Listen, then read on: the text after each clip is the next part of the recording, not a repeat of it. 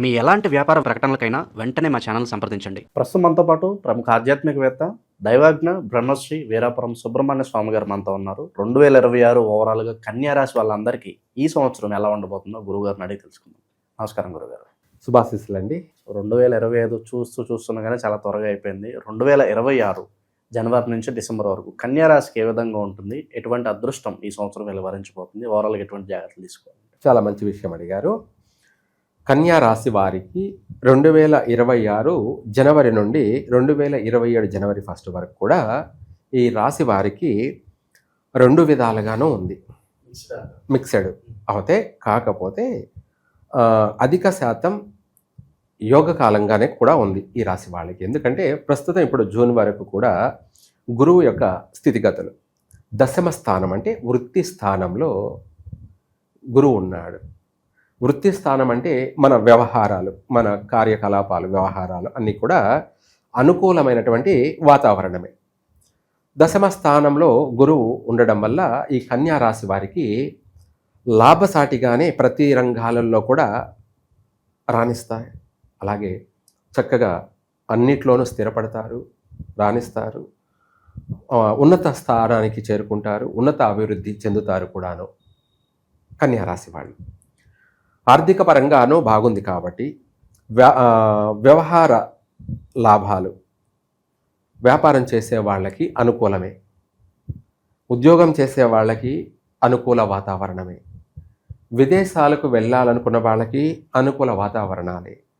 అలాగే అక్కడ స్థిరపడడాలు కానీ, అక్కడ అభివృద్ధి చెందడం కానీ, స్థిర ఆస్తులు కూడబెట్టుకోవడం కానీ అక్కడ కూడా అనుకూలంగానే ఉంది కన్యా రాశి వాళ్ళకి. దశమ స్థానం వృత్తి స్థానం గురువు యొక్క అనుగ్రహం వల్ల ఆర్థిక పరంగా మంచి లాభాల బాటలో సాగుతారు, మంచి లాభాల బాటలో సాగుతారు. ఈ సమయంలో కూడా ఈ రాశి వాళ్ళకి భార్య మూలకంగా కావచ్చు, అంటే జీవిత భాగస్వామి ద్వారా ఏదైనా సరే అనుకోకుండా ఊహించని విధంగా ఆమె ద్వారా ధన మూలకం కానీ, ధన రూపేణ కావచ్చు, లేదా ఇంకొక విధంగా కూడా, అంటే గృహ రూపంలో కావచ్చు, వాహన రూపంలో కావచ్చు, ధన రూపంలో కావచ్చు, లేదంటే ఆభరణాల రూపంలో కావచ్చు, ఏదో ఒక రూపంలో మాత్రం భార్య ద్వారా ఉన్నత లాభాలు చేకూరే అవకాశం ఉంది. ఊహించని విధంగా, అనుకోని విధంగా లాభాలు వచ్చే అవకాశం ఉంది. అలాగే ఇదే కాకుండా ఇంకా ఆడవాళ్ళ వల్ల ఓవరాల్గా చెప్పాలంటే తోబట్టినటువంటి ఆడపడుచులు, అంటే అక్కలు కావచ్చు, లేదంటే చెల్లెలు కావచ్చు, ఆడపిల్లల వల్ల కూడా వీళ్ళకు ఊహించిన విధంగా ఏదైనా సహకారాలు అందే అవకాశం ఉంది. అది ధన రూపంలోనే అధికంగా ఉండే అవకాశము ఉంది. కన్యా రాశి వారికి ఈ 2026లో స్త్రీ మూలకంగా ఊహించని విధమైనటువంటి ధన రాబడి వచ్చే అవకాశం ఉంది. తర్వాత తల్లిదండ్రుల వల్ల కూడా వచ్చే అవకాశము ఉంది. తల్లిదండ్రుల వల్ల కూడా ఏదో ఒక రూపంలో వీళ్ళకు ధన రూపం కావచ్చు, లేదంటే వస్తువు రూపంలో కావచ్చు, ఏ రూపంలోనైనా కూడా తల్లిదండ్రుల నుంచి కూడా ఆస్తిపాస్తులు వచ్చే అవకాశము ఉంది. ఇటు తల్లిదండ్రుల నుంచి, అటు భార్య నుంచి, లేదంటే అటు తోబట్టినటువంటి అక్క చెల్లెల నుంచి, అందరి నుంచి వస్తుందా అంటే చెప్పలేం, కానీ ఎవరొకరి నుంచి మాత్రం అయితే అందుతుంది. ఇంకా ముగ్గురి నుంచి వచ్చిందంటే ఇంకా వాడు చెప్పిన మాట వినడు, అలా చెప్పలేం. కొంతమందికి రావచ్చు. అలా ఏదో ఒక రూపంలో ఈ రాశి వారికి మాత్రం ఈ జూన్ లోపు మాత్రం అనేక విధాల కలిసి వచ్చే అవకాశాలు ఉన్నాయి. వృత్తి స్థానంలో ఉన్నందువలన వ్యాపారాల్లో లాభం ఉంది, ఉద్యోగంలోనూ లాభం ఉంది, అలాగే చేసే ప్రతి పనిలోనూ కలిసి వచ్చే అవకాశాలు ఉన్నాయి. విద్యార్థులు కూడా భయపడుతూ ఉంటారు వాళ్ళు విద్యార్థులు. ఎందుకు అంటే నెక్స్ట్ స్టెప్ ఏమయ్యాలి, ఏం చేయాలి, ఇంట్లో తల్లిదండ్రులు ఏమంటారు, కొడతారు, చంపుతారు అన్నంత టెన్షన్, భయంతో ఉన్నటువంటి వాళ్ళందరూ కూడా ఈ జూన్ వరకు కూడా మంచి అనుకూలమైనటువంటి స్థితి ఉంది. కాబట్టి విద్యలోనూ వాళ్ళు రాణించగలుగుతారు. అలాగే ఉద్యోగ ప్రయత్నం చేస్తూ ఉన్నవాళ్ళు, తల్లిదండ్రులు వీడు ఇంత ఎదిగాడు, ఉద్యోగం సద్యోగం ఏమీ లేదు, ఇంటికి భారంగానే ఉన్నాడు, అటు తల్లి తండ్రికి కూడా బరువుగానే ఉన్నాడు అని అనుకునే వాళ్ళకి కూడా ఈ సంవత్సరం మంచి ఉద్యోగం వచ్చి ఆ ఉద్యోగంలో వాళ్ళు స్థిరపడి వాడు ఒక మార్గంలో స్థిరపడతాడు. బరువు భారం అనుకునేటువంటి వాళ్ళని కూడా వీడు చూసుకునే అవకాశాలు కూడా ఉన్నాయి. అంటే తల్లిదండ్రుల్ని కానీ భార్యను కానీ అనే విధాల అలాంటి మంచి అవకాశాలు కూడా వీళ్ళకు ఉన్నాయి. వాటిని కూడా వీళ్ళు సద్వినియోగపరుచుకుంటారు. అనేక విధాల కూడా ప్రతి అవకాశాన్ని అందిపుచ్చుకుంటారు, స్థిరపడతారు. గృహయోగము ఉంది వీళ్ళకు, వివాహ యోగము ఉంది, సంతాన యోగం కూడా ఉంది, మంచి సంతాన యోగం కూడా ఉంది. కాకపోతే 7వ ఇంట శని ఉండడం వల్ల కూడా కాస్త కొంతమందికి సంతాన విషయంలో గర్భస్రావం జరిగే అవకాశాలు ఉన్నాయి. లేదంటే అధికంగా స్త్రీ సంతాన ప్రాప్తి కలిగే అవకాశము ఉంది. లేదంటే పుత్ర సంతానం కలిగినట్టు అయితే కాస్త ఒడిదుడుకులు కలిగే అవకాశము ఉన్నాయి ఇటు సంతాన విషయంలో. మిగతా రంగాలలో చూసుకుంటే ఉద్యోగ రంగాలలో ఎవరు ఏ ఉద్యోగ రంగాలలో ఉన్నారో వాటన్నిటిలో కూడా మంచి గుర్తింపు పొంది ప్రశంసా పత్రాలు పొంది, ఇందాక మనం చెప్పుకున్నట్టుగా ప్రతి దాంట్లో కూడా అవార్డులు, రివార్డులు, మూమెంట్లు, ఇలాంటి సన్మానాలు, సత్కారాలు, అనేక గుర్తింపు లభించే అవకాశం ఉంది. 10 మందిలో మంచి పేరు ప్రఖ్యాతులు సంపాదించుకుంటారు. తర్వాత ఇదే గురువు కర్కాటక రాశిలోకి భాగ్యస్థానంలోకి మారుతూ ఉన్నాడనమాట. 11వ ఇంట రావడం వల్ల కొంత మధ్య రకమైనటువంటి ఫలితాలు. మధ్య రకం అంటే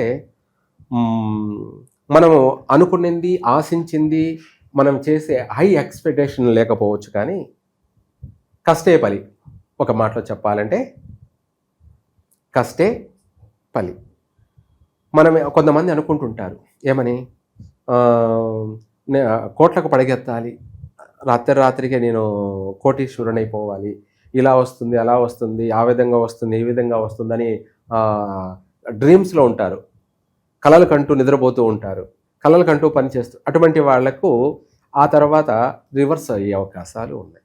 రివర్స్ అంటే మనం అనుకున్నది ఒకటి, జరిగింది ఇంకొకటి అన్నట్టుగా మళ్ళీ నష్టాలు జరిగే అవకాశాలు కూడా ఉన్నాయి. కానీ కాకపోతే అధికమైన భారీ నష్టాలు కాదులేండి. గుడ్డి దానికన్నా మెల్లది మేలు అన్నట్టుగా కొంచెం కష్టపడిన దానికి ఫలితం అనేది మాత్రమే ఉంటుంది. మనం అత్యాశకు పోయితే ప్రయోజనం లేదు అన్నట్టుగా మళ్ళీ కూడా ఆ తర్వాత చేంజ్ అయ్యే అవకాశం ఉంది. కానీ ఇక్కడ ఈ రాశి వాళ్ళకి 7వ ఇంట శని ఉండడం వల్ల, అలాగే ఆ శని ప్రభావం వల్ల ప్రతి దాంట్లోనూ కూడా ఆ తర్వాత ఎప్పుడు జూన్ తర్వాత పరీక్ష కూడుకొని ఉంటుంది. పరీక్షతో కూడుకొని అంటే చదువులో పరీక్ష కాదు, సంసార జీవితాల్లో పరీక్ష. చేసే ఉద్యోగం కావచ్చు, లేదంటే వ్యాపారం కావచ్చు, లేదంటే భార్యాభర్తల విషయంలో కావచ్చు. మళ్ళీ భార్యాభర్తలు మొన్నటిదాకా సఖ్యత ఉన్నది, మళ్ళీ ఇద్దరి మధ్య గొడవలు. ఏమిటి, అన్యోన్యంగా ఉన్నటువంటి వాళ్ళే కానీ మారిపోతారు. ఒకరి పట్ల ఒకరికి కోపం, ఒకరి మాట అంటే ఒకరి పడకపోవడం, ఒకరి చేష్టాలంటే ప్రవర్తనలు, వాళ్ళ నడవడికలు ఒకరికి నచ్చకపోవడం, ఇలా మళ్ళీ ఆ తర్వాత ఇద్దరి మధ్య మనస్పర్ధలు వచ్చే అవకాశము ఉన్నాయి. ఇటువంటి సమస్యలు ఎదురయ్యే అవకాశం ఉంది. ఆ తర్వాత మళ్ళీ తోబుట్టువుల చేత కూడా మాట పట్టింపులు ఉన్నాయి. ఇటువంటి సమస్యలు కూడా ఉన్నాయి. 7వ ఇంట సప్తమంలో శని ఉండడం వల్ల మళ్ళీ ఆ తర్వాత ప్రతి విషయంలో కూడా వీళ్ళ జీవిత పరీక్ష అన్నట్టుగా ఉంటుంది. ఒక పని అవుతుంది, ఒక పని కాకపోవచ్చు. మనం 10 పనులు అనుకుంటాం, 10 నెరవేరుతాయా? కావు. అదే ఇది 7వ ఇంట శని ఉండడం వల్ల ఏ పని కావాలో అది అవుతుంది, అన్ని పనులు కావు. 10లో ఒకటి అవుతే అవుతుంది. కాకపోతే అది కూడా మనిషికి ఊరటే కదా. అవును, ఏదో ఒకటన్నా జరిగింది కదా. అలా ఆ విధంగా ఆ తర్వాత ఇలాంటివి సమస్యలు ఉన్నాయి. ప్రతి విషయాల్లో కూడాను వ్యాపారాలు పెట్టుబడులు పెట్టి కొత్తగా అప్పుడు చేయాలనుకునే వాళ్ళు చూసి చేయడం మంచిది. ఎప్పుడు జూన్ తర్వాత డిసెంబర్ వరకు కూడాను ఏదైనా కొత్త కొత్త వ్యాపారాలు, అందులోనూ పెద్ద పెద్ద వ్యాపారాలు అంటే పెద్ద పెట్టుబడులు పెట్టి చేసే వ్యాపారాలు, మన శృతి స్తోమత మించి చేస్తుంటారు కదా కొంతమంది. ఇప్పుడు ఆ వ్యాపార నిమిత్తం ఒక 5 లక్షలు, 10 లక్షలు, 20 లక్షలు అంటే పెట్టచ్చు. అదే 2 కోట్లు, 5 కోట్లు, 10 కోట్లు అంటే అప్పుడు ఆలోచించాలి. ఎందుకు అంటే తొందరపడి ఆ సంపాదించింది కూడబెట్టుకునిందంతా మళ్ళీ పోగొట్టుకోకుండా అప్పుడు అనుభవజ్ఞులైనటువంటి పెద్దలని, తల్లిదండ్రులు కావచ్చు, లేదంటే పెద్దవాళ్ళు, స్నేహితులు లేదా పెద్దవాళ్ళు కావచ్చు, లేదా వీటన్నిటికన్నా మించి గురువులు, పండితుల్ని సంప్రదించి వాళ్ళ సంప్రదింపులు వల్ల వాళ్ళ యొక్క గైడెన్సీ ఏమిటి, వాళ్ళ సూచించినటువంటి మార్గాల్ని వీళ్ళు ఫాలో అవుతూ దాన్ని ఆ ప్రకారంగా నడుచుకున్నట్టయితే నష్టాలు లేకుండా మళ్ళీ స్థిరమైనటువంటి జీవితము, అలాగే మంచి సాఫీగా ప్రశాంతంగా కుటుంబ జీవనము, వ్యాపార లావాదేవీలు, ఉద్యోగంలో స్థిరమైనటువంటి ఉద్యోగము, స్థిరంగా ఉంటారు. అంటే మనము జూన్ వరకు ఒకలా, జూన్ తర్వాత ఇంకొకలా లేకుండా మనము మంచి సలహాలు తీసుకుంటూ ఏం చేయాలి, ఏం చేయకూడదు, ఎలా నడుచుకోవాలి అనేది కొన్ని విషయాలు మీకు తెలిస్తే అదే పాటించుకోవచ్చు, మంచి మార్గం. తెలియనప్పుడు అనుభవజ్ఞమైనటువంటి వాళ్ళ సలహాలు తీసుకొని వాళ్ళని సంప్రదించి ఆ సలహాలు పాటించడం వల్ల కూడా మీరు కష్టం అంటూ తెలియకుండానే డిసెంబర్ వరకు కూడా 3 పూలు 6 కాయల్లానే యథాస్థానంలోనే, స్థిర స్థానంలోనే, మంచి ఉన్నత స్థానంలోనే, అన్ని రంగాలలో కూడా ఉన్నత రంగంలో స్థిరపడగలుగుతారు. 10 మందికి ఆదర్శంగా మీరు ఉంటారు. అలాగే మీరు ప్రశాంతంగా ఉంటారు. ఒక 10 మందికి మీరు ఒక దిక్చూచి ఆదర్శవంతులుగాను ఉంటారు. అన్ని విషయాలలో కూడా రాణించగలుగుతారు. స్థిరమైనటువంటి జీవితాన్ని గడుపుతారు. సుఖంగా సౌఖ్యంగానే జీవితం అనేది కొనసాగుతుంది. మళ్ళీ కన్యా రాశి వారికి అయితే ఈ రాశి వారికి 7వ ఇంట శని ఉండడం వల్ల ఎక్కువ శాతం సుబ్రహ్మణ్య స్వామిని ఈ కన్యా రాశి వాళ్ళు ఆరాధించడం, సుబ్రహ్మణ్య స్వామికి అభిషేకాలు జరిపించడం కానీ, లేదంటే సుబ్రహ్మణ్య స్వామికి పాలతోనే కాకుండా, పంచామృతాలతోనే కాకుండా విభూతితో కూడా అభిషేకం, దాన్ని భస్మాభిషేకం అంటారు. ఏమంటారు? భస్మాభిషేకం. ఇంకా తిరుగులేదనమాట. ఈ కన్యా రాశి వాళ్ళు అటు సుబ్రహ్మణ్య స్వామిని దర్శనం చేసుకోవడం కానీ, సుబ్రహ్మణ్య స్వామికి సంబంధించి అభిషేకాలు జరిపించడం కానీ, లేదంటే హోమాలు జరిపించడం కానీ, స్తోమత లేని వాళ్ళు వాళ్ళ ఇంట్లోనే సుబ్రహ్మణ్య స్వామి అష్టోత్తరాలు పఠించడం కానీ, శ్రీ వల్లి దేవసేన సమేత శ్రీ సుబ్రహ్మణ్యేశ్వర స్వామి యొక్క అష్టోత్తరాలు ముగ్గురి కూడా పఠించడం కానీ, అది ఆదివారము, లేదంటే బుధవారము, మంగళవారము, లేదా శుక్రవారము ఇలా పఠించడం వల్ల ఆ శని యొక్క ప్రభావం, 7వ ఇంట శని ప్రభావం అనేది తగ్గుతూ వస్తుంది. శత్రువుని మిత్రుని చేసుకోవడమే అనమాట. అంటే ఒక మనిషినే కాదు, దేవుణ్ణి కూడా మనం ప్రసన్నం చేసుకోవడం. ఏమిటి ఇది? ఈ కన్యా రాశి వాళ్ళు చేయవలసిన ముఖ్యమైన పరిహారం. దేవుడికి చేసిన వాడు ఎప్పటికీ చెడిపోడు. మనిషికి చేస్తే చెడిపోతాడేమో కానీ దేవుడికి చేసిన వాడు ఎవ్వరూ ఎప్పుడు చెడిపోరు, బాగుపడతారే తప్ప చెడిపోయేది ఉండదు. కాబట్టి ఎవరైనా దైవాన్ని నమ్ముకోండి. ఎవరికైనా సరే, గురువుకైనా, సన్యాసికైనా, సన్నాసికైనా, భోగికైనా, ఎవరికైనా కూడాను దైవమే దిక్కు, దైవమే పండితుడికైనా పామరుడికైనా. కాబట్టి అందుకు ఎవరైనా సరే మీరు ప్రతిదానికి టెన్షన్ పడాల్సిన అవసరం లేదు, భయపడాల్సిన అవసరం లేదు. గ్రహస్థితులు అనేది ప్రతి మనిషిని ఎవరిని ఎక్కడ పెట్టాలో, ఎవరిని ఎప్పుడు ఎలా నడిపించాలో, ఎవరికి ఏమి ఇవ్వాలో ఏమి ఇవ్వకూడదో సమయానుకూలంగా వాళ్ళు మారుతూ ఉంటారు. కాబట్టి అది వాళ్ళ నిర్ణయం. ఎవరికి ఏం చేయాలో అది వాళ్ళు చేస్తూ ఉంటారు. అందులో కూడా మనము నడుచుకునే విధానాన్ని బట్టి కష్టకాలంలో కూడా సుఖంగా జీవిస్తాము.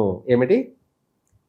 కష్టకాలంలో, గడ్డు కాలంలో కూడా మనము సుఖంగానే ఉంటాము. ఎందుకు అంటే అది మనం చేసేటువంటి పూజాఫలం, పుణ్యఫలం, దానికి తగిన ప్రతిఫలం అది. అందుకనేసి ఒకరిని అడగాల్సిన అవసరం లేదు. మీరు ఏదో ఒక దైవ దర్శనం చేసుకుంటూ ఉండండి. ఇంకా కూడా మీ రాశి ప్రకారంగా ఈ సంవత్సరం 2026 గాను ఈ సంవత్సరం అంతా సుబ్రహ్మణ్య స్వామిని దర్శనం చేసుకోండి. చెప్పాను కదా, మనం వ్యక్తిగతంగా ఇంట్లోనే, మనం గుడికి వెళ్ళే సమయం లేదనుకోండి, ఇంట్లోనే పొద్దున్నే నిద్రలేవగానే స్నానం చేసుకొని మీరే అష్టోత్తరం చేసుకోండి. సుఖంగా ఉంటారు, మనశ్శాంతిగా ఉంటారు, ప్రశాంతంగా ఉంటారు. ఇంకా కూడా చెప్పాలంటే హరోం హర అని చెప్పేసి మనసులోనే తలుచుకుంటూ పనుకోండి. ఆ రాత్రికి రావాల్సినటువంటి మీకు శుభ ఫలితాలన్నీ కూడా వస్తాయి. రాబోయే దుర్స్వప్నాలన్నీ దూరమైపోతాయి. రాబోయే అష్ట కష్టాలన్నీ కూడా పటాపంచలైపోతాయి. ఇది ఈ కన్యా రాశి వాళ్ళు ఆచరించాల్సింది పరిష్కార మార్గాలు. ఏదైనా సరే వీళ్ళు చేసుకున్న వారికి చేసుకున్నంత మహాదేవ. ఓవరాల్గా 2026లో కన్యా రాశి వారికి ఏ విధంగా ఉంటుంది, వీళ్ళ మున్ముందు కార్యాచరణ ఏ విధంగా ఉండాలి, ఎటువంటి జాగ్రత్తలు తీసుకోవాలి, అద్భుతంగా వివరించారు. ధన్యవాదాలు. సర్వే జన సుఖినో భవంతు.